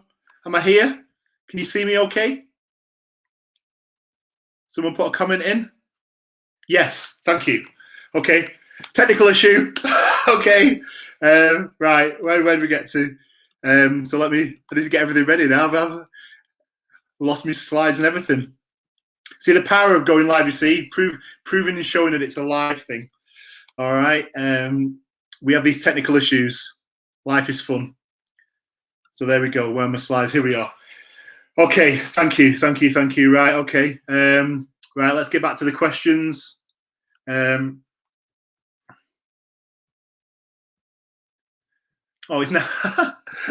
Oh, guys, I've lost all my questions I've got now on the side. So I think if I've not answered your question, you're going to have to ask your question again, please. All right. Because all the questions that I've not yet got to have now gone, which is not very helpful. All right. So question-wise, please ask your question again, and I will answer it. Oh, life is fun. Life is fun. All right. What questions have we got? Because there was a million questions in there that I've not answered. So I'm assuming there's loads more. So please just let me know what questions you've got. Jean saying you've answered the question. Okay, that's good. I know I am going to need more water, Natalie. You definitely are. I'm still stocked. I'm still stocked. But yeah. I'm also trying to get used to glasses as well. I literally have to wear, well, not have to, but I was when I was looking at the computer and everything. When I looked up, I was getting blurred vision, so I went and had an eye test. And to go on to a short, I've got these glasses now. So I only started wearing them about 3 or 4 days ago. So I'm trying to get used to them, but I keep forgetting about them. So I keep forgetting I've got to wear them because I'm not used to it. So, but then when I put them on, right, and then put them on, I can't seem to get them clean. Everything looks cloudy and it's doing me head. So, you know, I've got this kind of this different look going on now. But anyway, right. So, question-wise, right, Patsy's asking the question, right? Can you do keywords and placements in the same campaign? Yes, you can, right? And do it like I'm showing on screen, actually, right? So, Patsy, do it separate like I do. So, in your campaign 1, ad set 1, keywords. Ad set 2, placements, right? And then you can do that. If you can afford it, I would suggest, absolutely recommend keeping them separate, right? It's always better if you can, right, to keep them separate. And the reason why I say that is because only a handful of them will work. And when you've got a budget, right, when you've got 2 ad sets that are doing 2 different things, right, one ad set will eat your budget faster than the other. And what that means is the second ad set, for example. So let's say 80% of my budget's been used here in ad set 1, right? That means only 20% is being used here. So they're not getting a fair crack at the whip, all right? My placements, let's say ad set 2's placements, they're not getting a fair crack at the whip. So that's not ideal, all right? So in that scenario, what I would do is literally try and afford to run 2 campaigns and have 1 campaign for keywords, 1 campaign for placements until you know what is absolutely working. Does that help? Hopefully it does. Cindy, yes, absolutely. I don't know what the trick is. I need to get some spray or something. There must be something, right? You know, I've got the little cloth thing, but it just doesn't work. I mean, honestly, I'm like, but I think maybe my hands are greasy and various things. It's like, I just cannot seem to get them clean. I just can't get them clean. So if anybody has any tips on how to get glasses clean, I mean, you know, please tell me. I know. And for anybody in the UK, I was determined not to look like Howard. I didn't want to look like Howard off the thingy advert. That's what I was worried about. For anybody not in the UK, you won't understand that, right? But yeah. So what other questions have we got? Natalie's asking a question. I got myself some blue light. Oh, interesting. Yeah, the prescription on these it is quite light. It's not very thick, but it does help. It took a little bit of getting used to, but I'm intrigued by blue light protection glasses. What are they? Tell me more. So I knew Unali. Apologies if I pronounced your name wrong. Should both campaigns 1 and 2 be running simultaneously? Yes. All right. So basically, you're running both, right? And then, you know, every once in a while, you're moving what's working in campaign 1 into campaign 2, and you're building up the super campaign. All right. If at some point you want to turn off campaign 1 and just run and plow all your budget into the super campaign 2 with all the things that's working well, then yeah, do it. Yeah, absolutely. Okay. Isabel, Dad, when I was answering your question, I checked with the Google rep. He said that my tags are working well. Isabel, what was your question again? Was this one around where your leads aren't, you're not getting, your dashboard's not counting, sorry, you're getting more leads coming through than your dashboard is counting? Was that the situation? If it was, then I guess I would still go back and say, it's a nice problem to have. Are you getting leads from another source? So is your Facebook business page generating leads for you or something like that, potentially? But yeah, sorry, just come back, Isabel, and tell me again. I think it was around that you were getting more leads than Google was counting, I think. But, you know, when he says your tags are working well, I mean, if you're getting 10 leads, but it's only one's been counted, something is amiss somewhere. Yeah, I'm not sure what the solution is there, Isabel. You know, if you're absolutely saying to me, you've got 1 ad running on Google, you've not got anything else that's generating leads for you, that is very strange. I'll be honest. That is very strange. But yeah, come back with some more specifics, Isabel. Lizzie, how long do I need to keep my first YouTube ad without a goal? I only got 2 conversions in 7 days. Do I have to make a new one with my goal leads? So if this is your first campaign, right? You leave it running for probably at least a week, maybe even a couple of weeks if it's your very first campaign, all right? But you want to be constantly monitoring in that period, all right? If you've only had 2 conversions in 7 days, then I will be making a change now, right? As I said earlier, any camp after a couple of days, if you've not had a lead, something needs to change, right? So after 7 days, if you've only got 2 conversions, then I would probably be looking to make a change, all right? You want to try and get 30 conversions so that target CPA opens up for you, because that's always my preferred option of going. So make some changes to your locations, to your targets, your placements, your keywords. Try different things. You need to test. Try different things to get your conversions up, all right? And then once you've had 30 conversions, create a new ad, duplicate it, and then try with all the things that are working. Lizzie, does that help? Okay, Patsy, good. All right. Kimberly, a spritz of Windex. Right, okay. Oh, I can try that. Okay, I'll try that. All right. I thought there's probably some kind of glass cleaner, or probably spectacle glass cleaner I can probably get. I'll try that. I guess another thing I could try is like paper or sort of tissue. Maybe that'll help, but I'll try that. But yes, I believe the word, blue light, here we go. Blue light blocking glasses. Filter blue light from digital screens. Oh, interesting. Need to look into that. Thank you, Natalie. So Isabel, no, that's not what I meant in terms of advertising on YouTube. What I meant was, could you be getting leads from another source? So like your Facebook business page, could something on your Facebook business page be generating leads for you? A warm market lead that's not coming from Google. Ultimately, I've got an answer for you, Isabel. I guess I don't know why you're getting more leads than Google is counting if you're saying your tag is correct. Personally, I'm still not convinced your tag is correct. I would still suggest deleting the tags off your websites and reinstalling them to double check, irrespective of the fact that a Google rep has told you it is okay. All right, I would delete them all, get your website builder to remove all the Google tag code from your landing page and your thank you page, delete it all, and then give them the new code and start afresh and see if that solves the problem. All right, okay, so that's that. Right, I'm just see what questions we've got. There's no more questions coming on StreamYard, so let's just see. All right, so Jean's asking a question. I started a target CPA ad, but it did not do anything. Google said my conversion tag was not working properly on my website.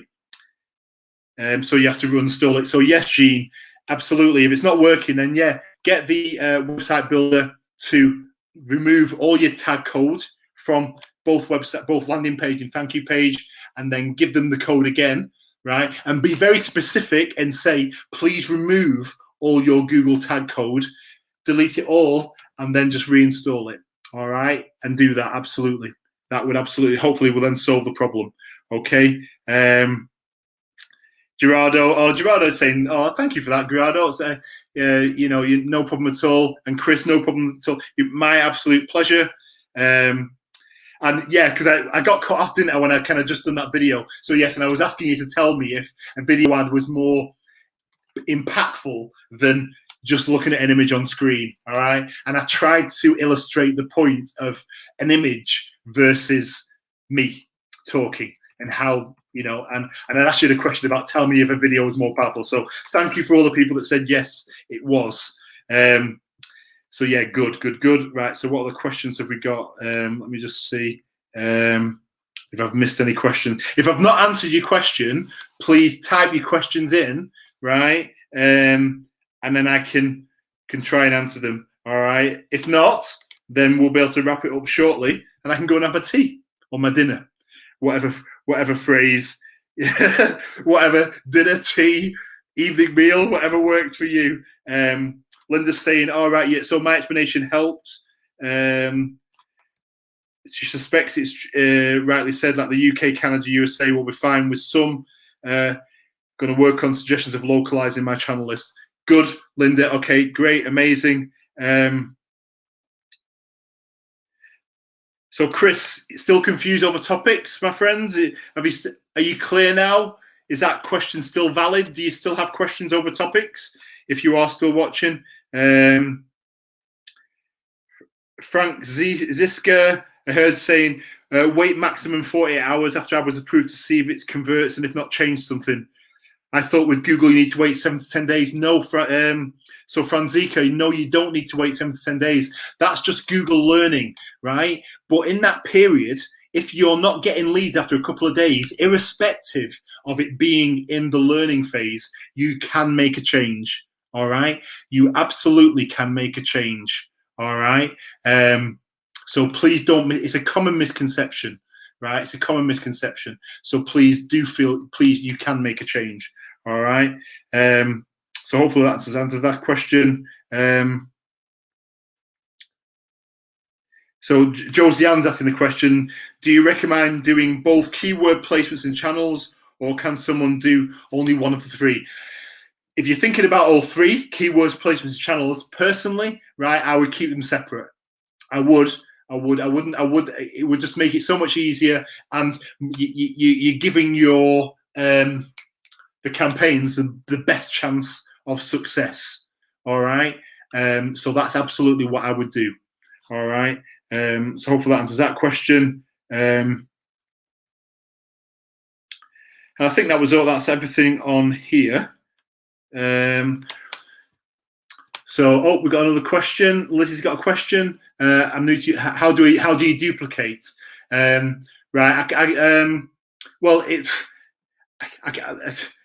The easiest way is to Google it. Right. I'm not set up to show you how to do that live.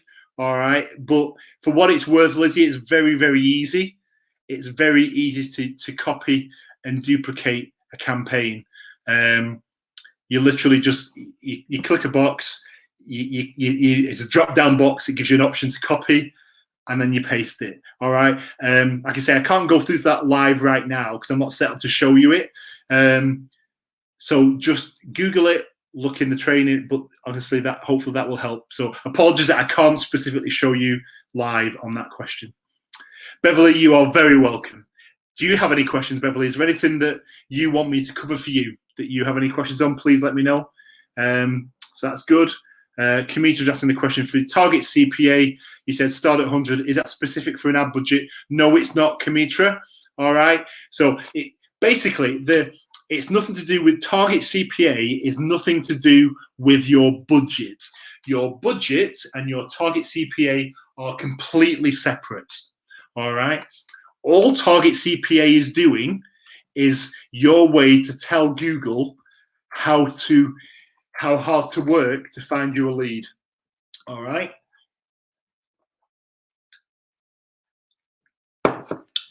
So they're not related. So if you, for example, started off with a campaign budget of $10, £10 a day, you can still set your target CPA at 100.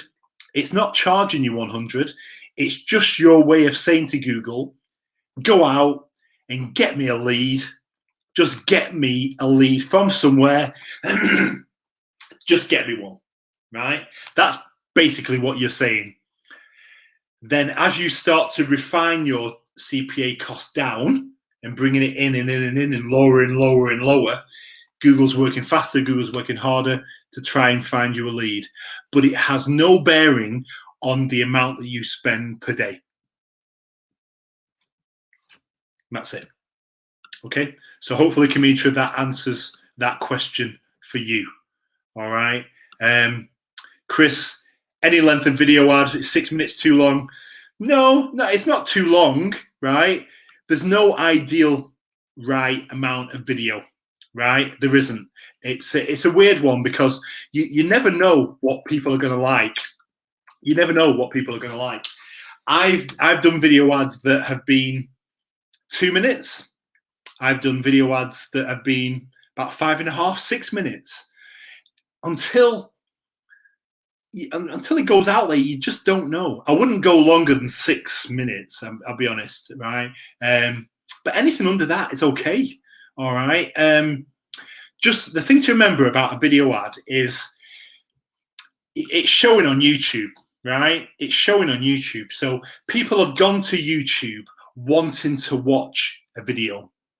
The average video length on YouTube is about, I think it's between 7 and 10 minutes. So people go to YouTube wanting to watch a video. They go there wanting to watch a video, and that's what's incredible. So they are prepared to sit and watch a video. So if you then show your video ad, they're ready to watch it. The thing to remember about a video ad is that you want to make sure that you connect with them quickly, right? You want to make sure that you don't take too long to get to your point. You want to make sure that you are resonating and connecting with people. So you want to do that in the first 30 seconds. You want to make sure that you've said something. There's been something about what you've said that's made someone who's watching that video literally just sit up and go, wow, right, okay, I want to know more about that, right? That's what you want to do in the first 30 seconds, right? If you can do that, then you've got them, right? And then after that, it's great, but 4 or 5 minutes is fine, all right? But 3 minutes is fine. There's no right or wrong, Chris, all right? That's what I would say to you. Hopefully that answers that question. So what else have we got?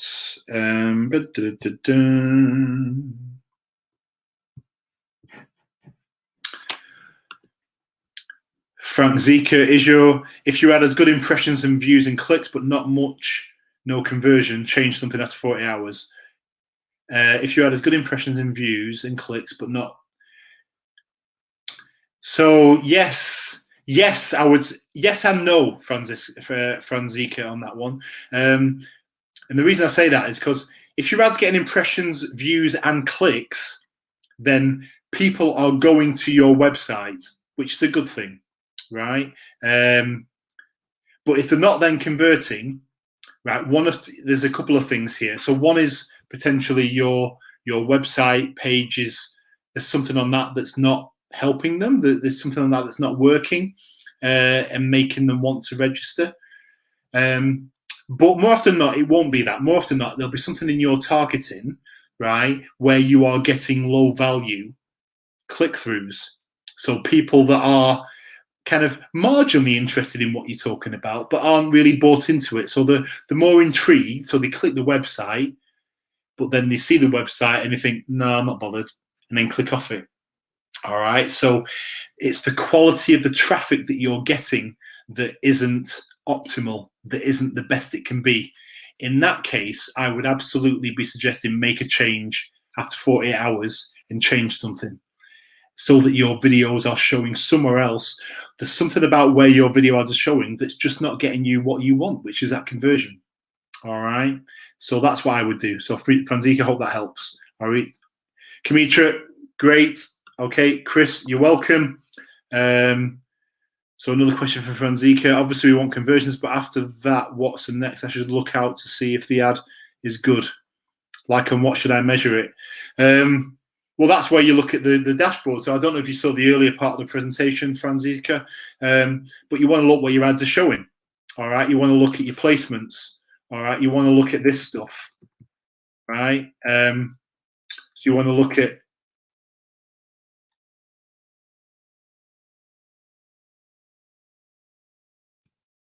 this one, where your ad showed, right? So in your dashboard, go down to placements, where your ad showed. Have a look at where your ad showed. It shows you, it gives you a link.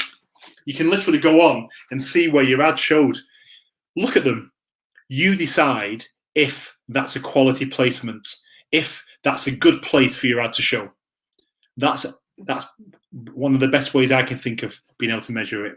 All right. Constance, any tips on making a great video that will captivate people's interest? A beginning, a middle, and an end. You know, I mean, that's a difficult one. I mean, there's no magic wand, Constance, on this. So yeah, so in the first 30 seconds, you want to make sure you're grabbing their attention. So you've got to find that point of connection.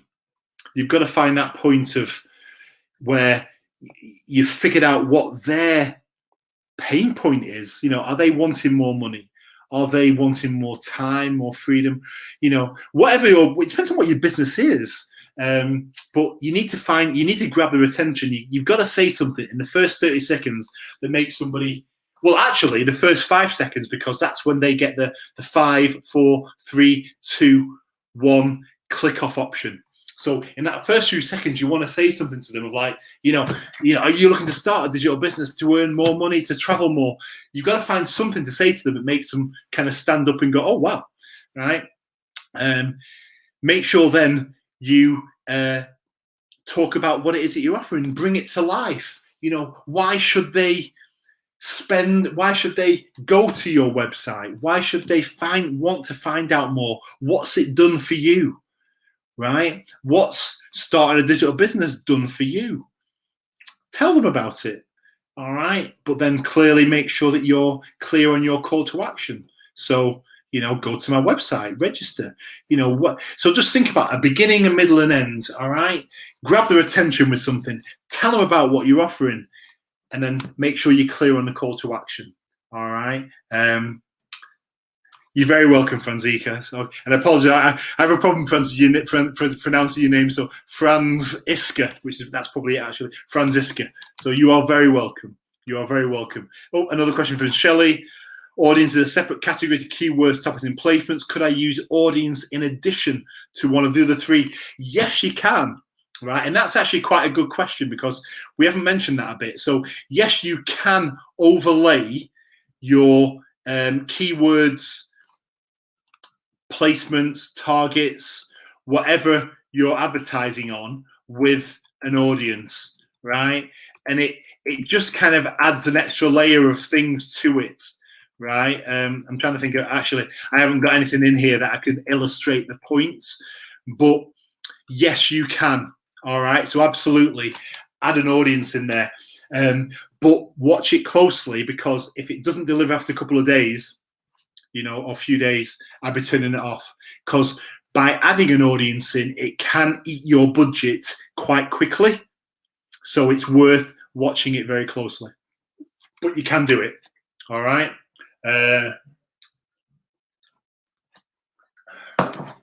What else could I use? So sorry. And what I would say is, if you can afford it, always keep it separate. Always keep your audiences separate if you can. So have a campaign just that audience in. Have a campaign just with keywords, targets, placements, whatever. Right? You can. All right. But you can, if you want to, add an audience as another layer of targeting onto a keyword, placements, whatever. All right. So Anulali, okay, great. That's good. I'm glad. Okay, Constance, you're very welcome. Right. I think are we through all the questions? All right. I think we're through all the questions. If not, I will wrap it up. So, hopefully that's been amazing. I've thoroughly enjoyed that as and hopefully you've got a lot of information out of it. And, for the people that are interested in running a digital business, please go to my website, register, watch the workshop, because the workshop will explain all about what we do and how we do it. All right. And that's what makes this awesome. All right. And it's free. The workshop is completely free. So just go to my website and register, and I will send you some more information. Starting a digital business for me over the past 12 months has been the most incredible journey, or the past 19, 20 months for me. But having it over the past 12 months while we've gone through what we've gone through has just been the most amazing thing. I think until you're in a situation where the future is not certain, all right, and when you have a backup plan that's generating an income for you every month, you don't realize the power of that and the impact that has on your life and your well-being mentally. Because for me and my partner, it's been a great sense of comfort knowing that we've got a business that's running in the background for us. that is there in an area that is actually going like that, and working online is going like that. That's the incredible thing. So it's been amazing for me. So yeah, so that is the presentation. If you want to know more, you know, my website's there. Go and find out about it. Register, watch the workshop. To everybody that's been watching, hopefully you've got that, you found something that useful. Hopefully you've got some nuggets of information. Hopefully that's been really helpful for you, and you can go off and create some incredible, awesome video ads. All right, and I look forward to hearing all about it in the future. All right, but for everybody else watching, if there are no more questions, I will, for 2 hours and 5 minutes, I'm going to wrap it up and go for my tea. All right, and say thank you all for watching. Have a lovely evening. All right, and I will see you all again sometime soon. All right, but take care, stay safe. All right, and you know, make tomorrow the day that is where your future self would look back on it and go, gosh, thank you for doing that. Thank you for doing that. Thank you for making that decision for me. I'm so glad I took that next step. Whatever that next step is, never be afraid to take it, because it is incredible. It is, when you take that next step, sometimes taking the next step is the hardest thing to do, right? If you're sat here thinking about starting a business and you're worried about making that next step, take it, all right? Because I guarantee you, your future self will look back and say, thank you. It has done for me. And I know there's a lot of people around here, starting their digital business has been the best thing that they have ever done. All right. If I was to say to the people that are watching that are running a digital business, was it the best thing that you've done? Was it the best decision you ever made? And I guarantee you that they would say yes. They would guarantee you they would say yes. So if anybody is sat here thinking, I want to start a digital business, but I don't know how, you know what you need to do? You need to go to my website, you need to register, and you need to put your name and email address in, and I will send you information. That's about as hard as it gets. All right. About as hard as it gets. Thank you, Franziska. Absolutely, absolutely. Amen. So to everybody watching, thank you for your time. All right, take care. Enjoy the rest of your Sunday, and I will see you all again soon. The replay is live on my page. Watch it, share it. I don't mind. Please, I do not mind at all. Please feel free to share this to anybody that you think might be interested in hearing about it. All right, but take care. Have a great evening, and I will see you all again in the future. See you all later. Bye.